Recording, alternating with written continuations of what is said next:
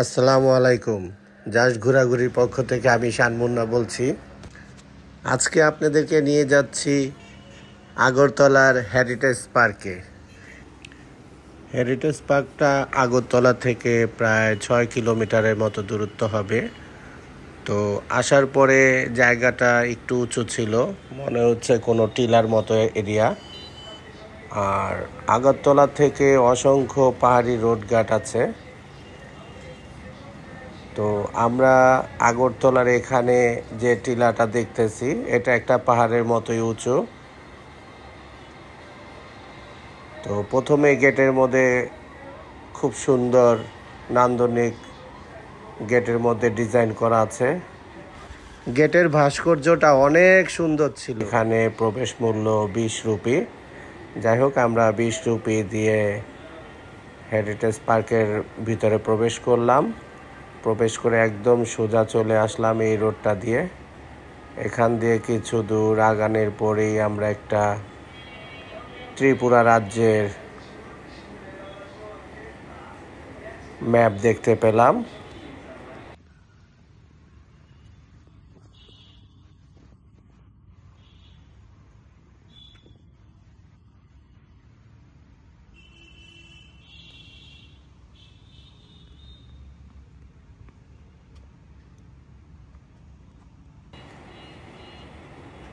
তো আসাম থেকে আসার পথে এই ধর্মনগর থেকে শুরু হয়েছে ত্রিপুরা রাজ্য শুরু। তো ডামি করে এখানে রেল জংশন করেছে, রেল রোডটাকে দেখিয়েছে। এখানে ত্রিপুরার ভিতরে অনেকগুলা টানেল আছে, যা পাহাড়ের নিচ দিয়ে ট্রেন চলে যায়। পার হচ্ছে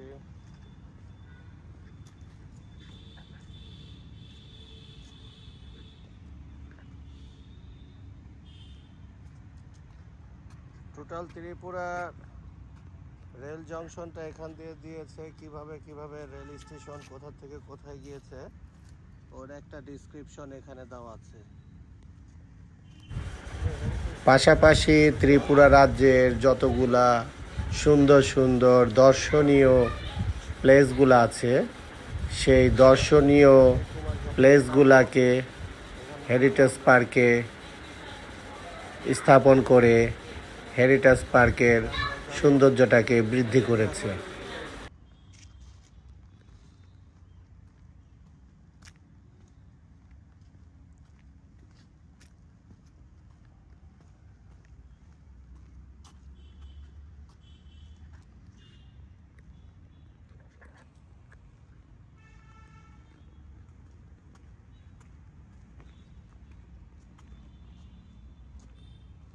ওরে বাবা, পুরা রেল।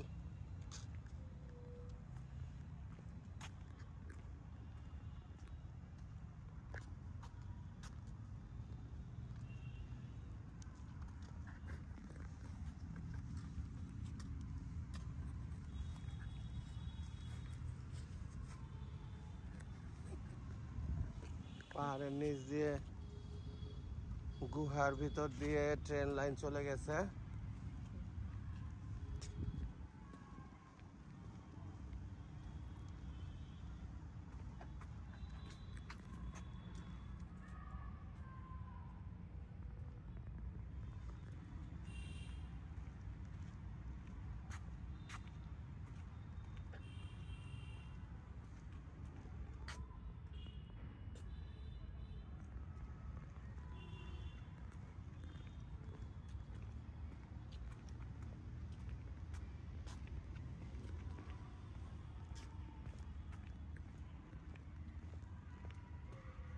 আমরা আপনাদেরকে এখন দেখাচ্ছি টোটাল আগরতলা থেকে একেবারে ত্রিপুরা রাজ্য যতখানি বড় আছে, সম্পূর্ণ রাজ্যটাই ট্রেন লাইন দিয়ে বিস্তীর্ণ। ট্রেন লাইন কোথা থেকে কোথায় গিয়েছে ঠিক এভাবেই আমরা দেখতে দেখতে পুরা ত্রিপুরাকে দেখাবো।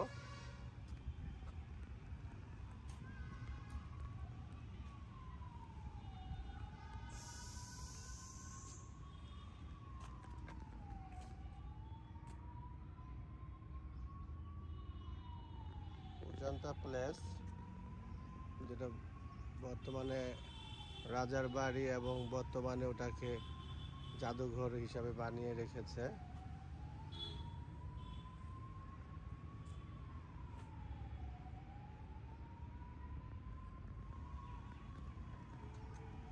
এখানে ডামি করা আছে।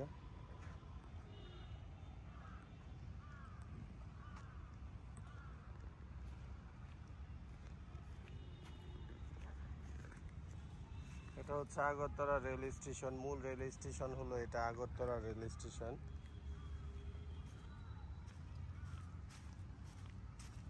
এটা সব দামি। হেরিটেজ পার্কে সম্পূর্ণটাই আগরতলা দামি করে রেখেছে। আমরা আগরতলা বা ত্রিপুরা রাজ্যটা সম্পূর্ণ এভাবে ঘুরে ঘুরে দেখলে বুঝতে পারবো যে আগরতলার মধ্যে টোটাল কি আছে। এখন রুদ্রসাগরে আমরা এসে পড়েছি নীলমোহরে, যেটা নাকি ইন্ডিয়ার দুটি মহল আছে, একটা হলো শীষমহল, একটা হলো নীলমহল। এই নীলমহলটাই ইন্ডিয়ার সবচেয়ে বড় ওয়াটার প্লেস।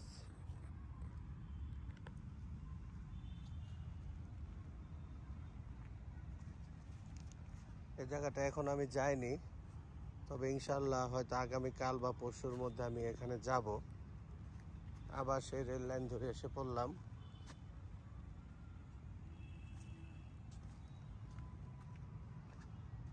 আপনাদেরকে বোঝানোর চেষ্টা করছি আগরতলার A to Z এই ম্যাপের মাধ্যমে আছে।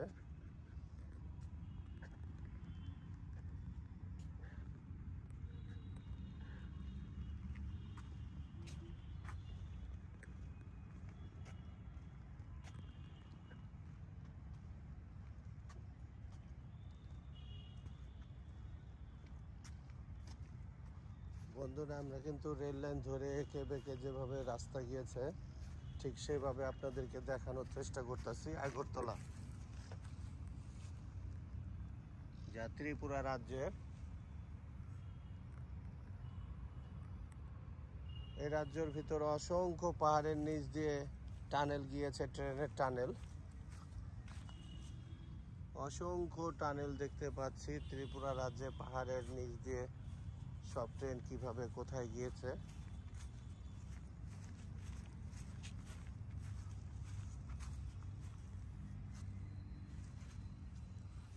টানেল থেকে একটা ট্রেন বেরোচ্ছে।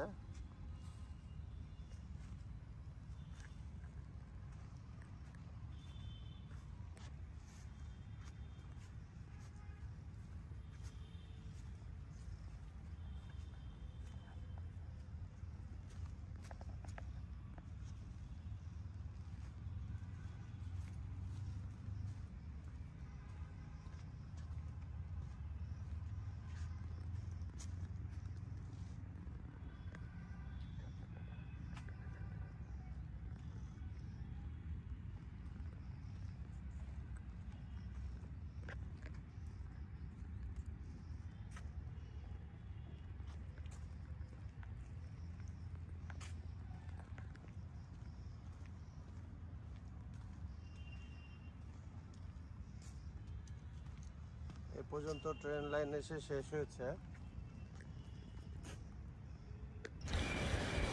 এখন আমরা হেরিটেজ পার্কের আর কোথায় কি আছে সেগুলো একটু ভালো মতো লক্ষ্য করি। তো হেরিটেজ পার্কটা সম্পূর্ণ পাহাড়ের উপরেই তৈরি হয়েছে। এখানে ত্রিপুরার ম্যাক্সিমাম অঞ্চলেই দেখা যাচ্ছে পাহাড়ি এলাকা। তো পাহাড়ের এক এক জায়গায় এক এক ধরনের বৈশিষ্ট্য, তাই এই হেরিটেজ পার্কে সেই বৈশিষ্ট্যগুলো তুলে ধরেছে।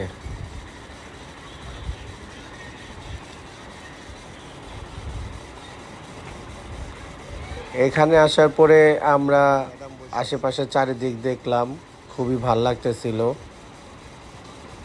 হেরিটেজ পার্কটার ভিতরে অসংখ্য গাছগাছালিতে ভরা, অক্সিজেন হচ্ছে খুব ভালো। তো আমার কাছে এই জায়গাটা খুবই ভালো লেগেছে।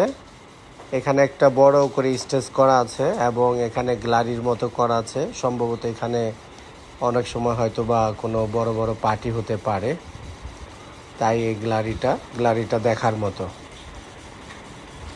এখানে গাছ টাছ দিয়ে পাহাড়টাকে খুবই সুন্দরভাবে প্রকৃতির সাথে মিল রেখে এত সুন্দরভাবে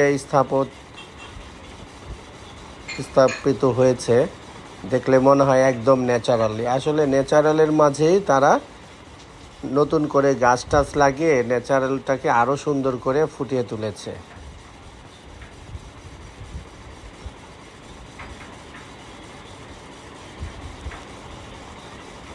তো এই পার্কটা ঘুরতে মোটামুটি ভালো সময় লেগেছে। তারপরে আমরা মোটামুটি এই পার্কটা সম্পূর্ণরূপে ঘোরার চেষ্টা করেছি। ঘন্টা দুয়েক সময় লেগেছে পুরা পার্কটা ঘুরে দেখার জন্য। আর আগরতলার মধ্যে বেশ কিছু সুন্দর সুন্দর স্থাপনা আছে এবং যে সমস্ত ভালো ভালো প্লেসগুলো আছে ওগুলো আমি আপনাদের ডিসক্রিপশনে দিয়ে দিব। আপনারা ওখান থেকে দেখে নিতে পারবেন আগরতলা আসলে আপনারা কোথায় কোথায় যাবেন।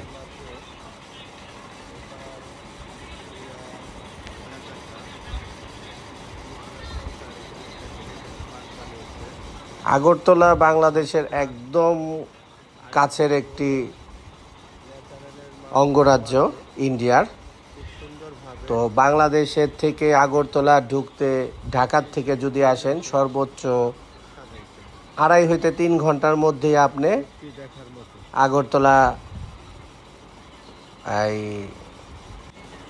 পোর্ট দিয়ে আগরতলা ঢুকতে পারবেন। তো আমি আগে কখনো আগরতলা আসিনি, যাই হোক আসার পরে আমার প্রথম অনুভূতি। তবে আমার কাছে খুবই ভালো লেগেছে। আগরতলার মানুষজনই খুব ভালো, অনেক মিশুক, সেম বাংলাদেশের মতো। বাংলাদেশটাকে যেমন নিজের মনে হয়, আগরতলার লোকদেরও সেম নিজেদের মতোই মনে হয়। বাংলা ভাষার মধ্যে কলকাতায় যেমন একটা টান আছে, বাট আগরতলার লোকদের মাঝে কোনো টান নেই। একেবারে আমাদের ঢাকা কুমিল্লার ভাষা যেরকম, ঠিক সেই রকমেরই ভাষা।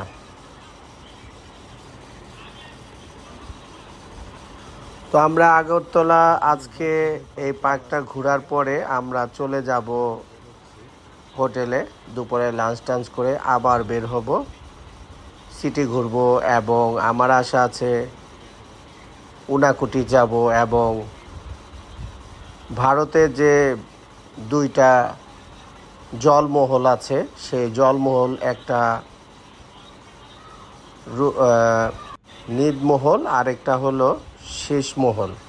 এই 2টা মহলের মধ্যে একটা নীলমহল পড়েছে ত্রিপুরা অঙ্গরাজ্যে।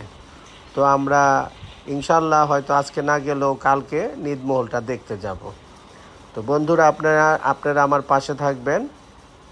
এই চলার পথে যে ভিডিওগুলো করেছি আপনারা অবশ্যই দেখবেন এবং আমাকে সাবস্ক্রাইব করবেন এবং লাইক করবেন এবং শেয়ার করবেন।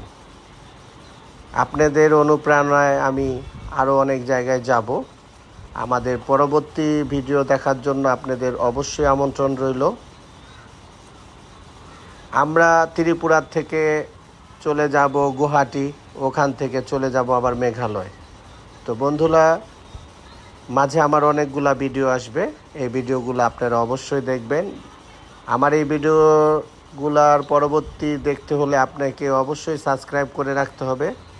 তো আমি আশা রাখি আপনারা আমাকে অবশ্যই সাবস্ক্রাইব করবেন এবং লাইক বাটনে ক্লিক করবেন এবং সবাই আপনারা শেয়ার করবেন। তো বন্ধুরা, আজকে আমার ভিডিও এখানেই আমি শেষ করব। আমরা যে পথ দিয়ে এসেছিলাম ঠিক ঘুরতে আরেকটি পথ দিয়ে আমরা এখন বের হয়ে যাব। তো সব মিলে হেরিটেজ পার্কটা আমার কাছে খুবই ভালো লেগেছে। প্রথমে ভেবেছিলাম হেরিটেজ পার্কে এসে কি করব, কিন্তু না, এখানে আসার পরে আমার মন একদম চেঞ্জ হয়ে গিয়েছে, কারণ এখানে প্রকৃতিতে ভরপুর, প্রচুর গাছগাছালি আছে, অক্সিজেনে ভরপুর, যার কারণে আমাকে খুবই ভালো লেগেছে। তো বন্ধুরা, আপনারা আগরতলা আসলে অবশ্যই অবশ্যই এই হেরিটেজ পার্কে আসবেন। এই প্রত্যাশা রয়ে আগামী দিনের ভিডিও দেখার আমন্ত্রণ রইল। আজকের মতো আমি বিদায় নিচ্ছি। আল্লাহ হাফেজ।